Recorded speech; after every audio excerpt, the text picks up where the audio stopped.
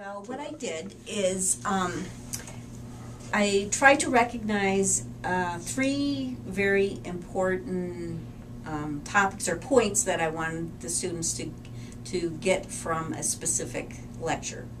So I identified three of them per topic, and then after the lecture, before I lectured the following day, I would give them these quick quizzes. Since I just wanted to see if these questions, first of all, help the students recognize what I wanted them to understand, I actually only looked at test scores. I looked at whether or not the test scores got a higher average the semester I implemented those quizzes compared to the previous semesters, to see if there was the students were able to better understand the topic and maybe better identify what I wanted them to know. Sadly, there was no difference. It was really, a couple of things happened with that.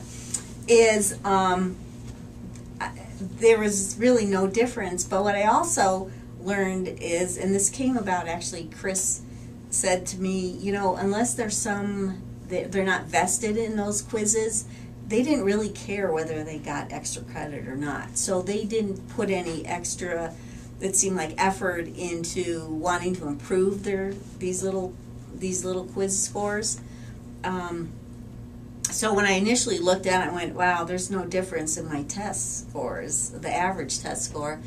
We decided that I was going to follow through with an additional semester, and I made them point, they were worth points that would impact their final grade. And I also changed the format. Instead of just being 3 questions, I kind of changed it to more of a concept map. I think that it's improved student engagement in the labs, where and I find that as I get deeper into the semester and the topics become more complicated and they have to integrate the topics, that these concept maps are like the ideal way to organize things. And the students, especially this semester, I'm finding them not getting so frustrated and discouraged by the complexity, because it organizes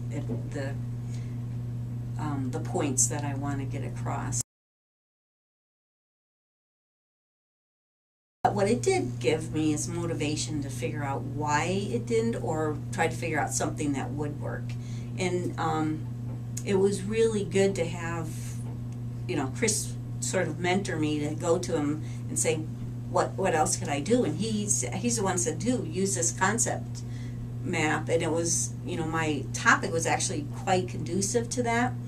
And it's kind of, what it's motivated me is not to get so rigid in how I'm going to present material, and try to think about ways that when I talk about a topic, is this conducive to that, using that concept map, but how can I utilize it